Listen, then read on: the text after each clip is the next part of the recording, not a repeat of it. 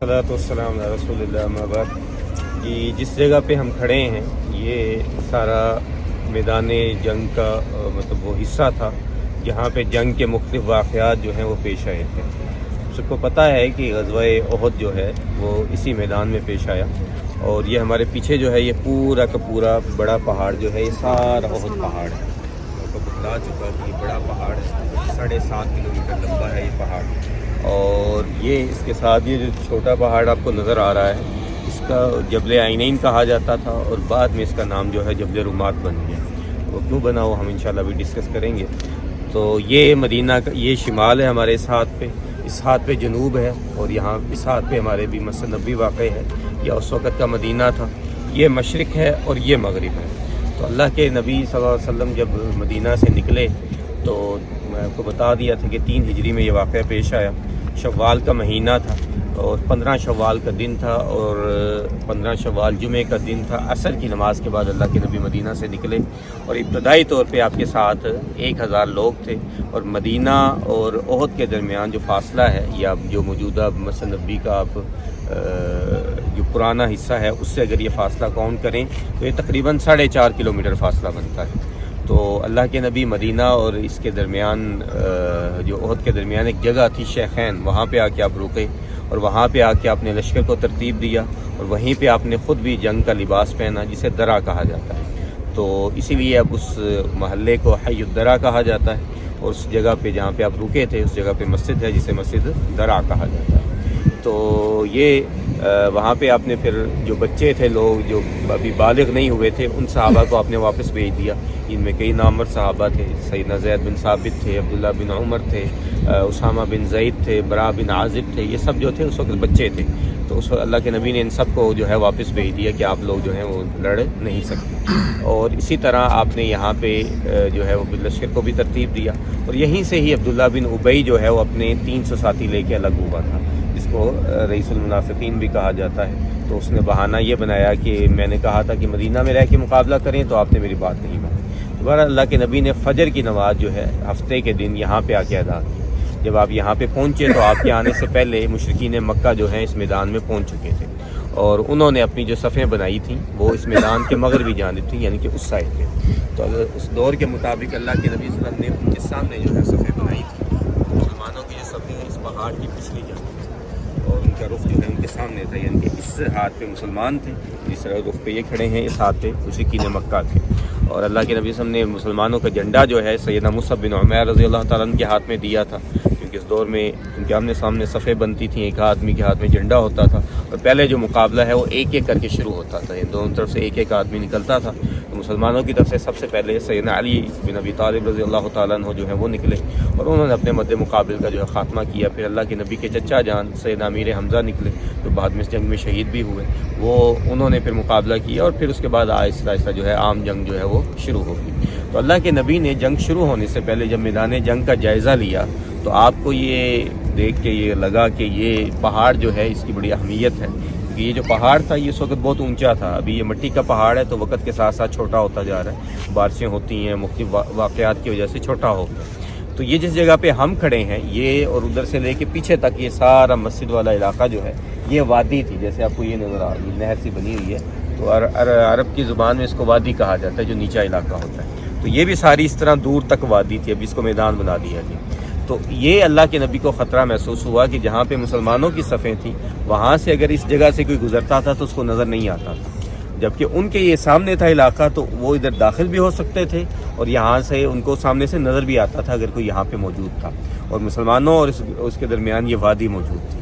اسی لیے اللہ کے نبی نے یہاں پہ 50 تیر اندازوں کو مقرر کیا، اور ان کو کہا کہ جو مرضی ہو جائے تم لوگوں نے اس پہاڑ سے نیچے نہیں اترنا. چاہے تمہارا پرندے گوشت بھی نوچ لیں تو تم لوگوں نے اس پہاڑ سے نیچے نہیں اترنا. تو اب جب مسلمانوں نے ان کو پیچھے دھکیلتے ہوئے کافی دور تک چلے گئے، مورخین نے لکھا ہے کہ تقریباً 1 سے 1.5 کلومیٹر تک وہ پیچھے چلے گئے. تو کچا میدان تھا، تو جو گرد و غبار اڑتا تو اس سے اندازہ ہوتا تھا کہ کوئی لشکر یا کوئی کہاں پہ موجود ہے. تو جو اوپر لوگ موجود تھے انہوں نے کہا کہ یہ لشکر بہت دور جا چکا ہے، اس کا مطلب ہے کہ جنگ ختم ہو چکی ہے.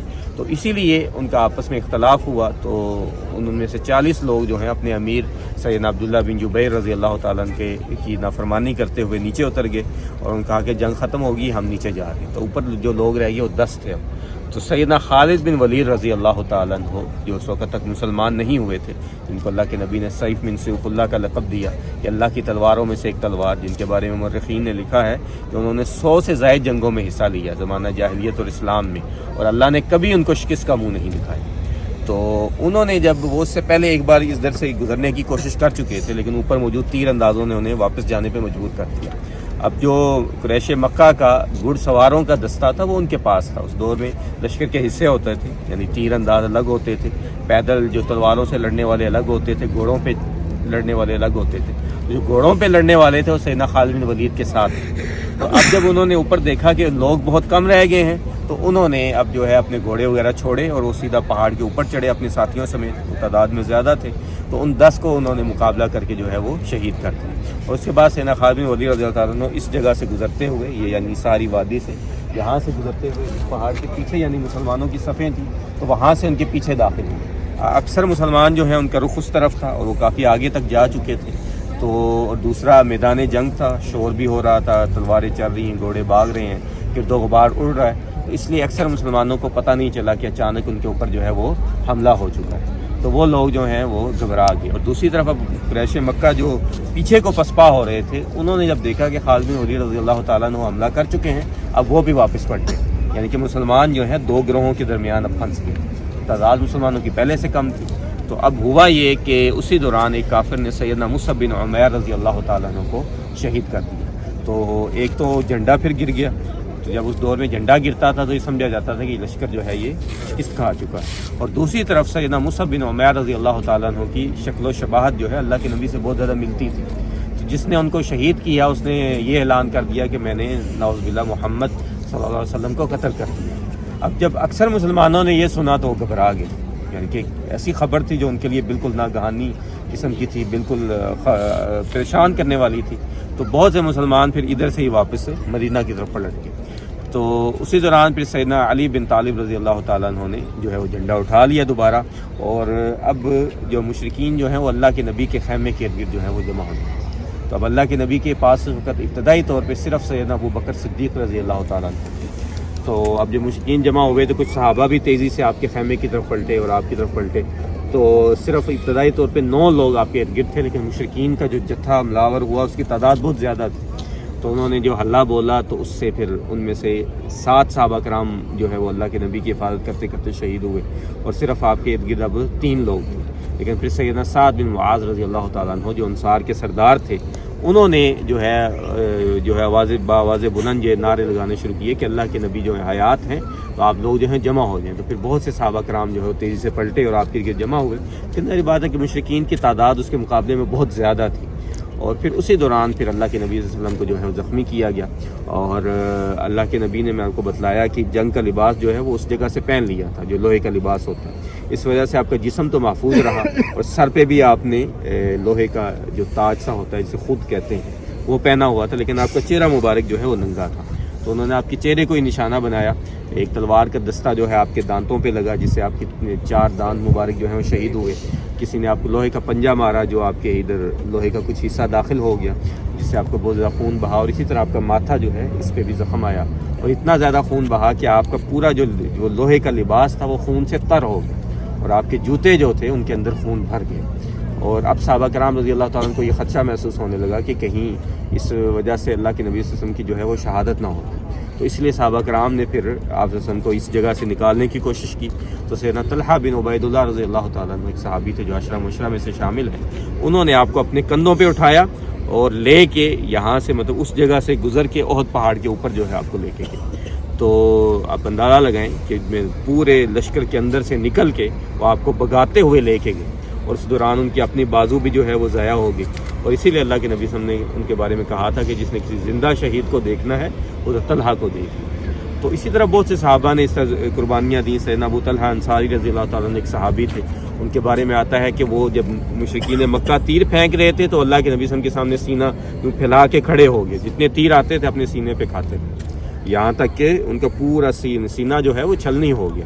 اور اس کے بعد انہوں نے اپنی کمر جو ہے وہ ان کے سامنے کر دی، اور پوری کمر بھی ان کی جو ہے وہ چھل گئی۔